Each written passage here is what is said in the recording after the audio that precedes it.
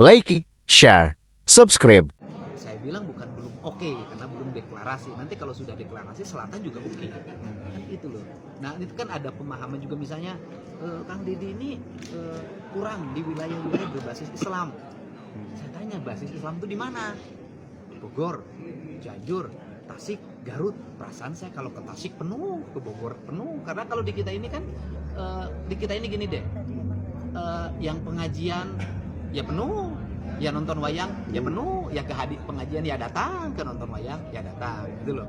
Persoalan Kang Deddy pakai iket nggak ada masalah, kayak gitu loh. Jadi misalnya iket menjadi problem lagi, saya sih nggak juga lah. Saya apakah saya pakai iket ditolak orang Tasik penuh juga lapangannya, kan nggak ada problem. Biasa kalau menjelang pemilu pasti ada yang memunculkan isu-isu iket, isu-isu wiwitan, perdukunan. Kamu tahu saya? Aing mah percaya kan kurang Matara, ziarah Cika Batur nggak pernah saya. Pak, ini pengalaman pilkada 2018 ini untuk 2024 katanya head to head atau pasangannya banyak lagi gitu. Saya nggak tahu.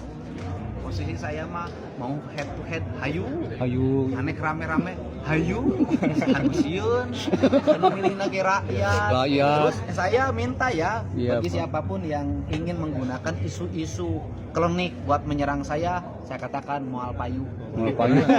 Oke, lu payu naon, Pak?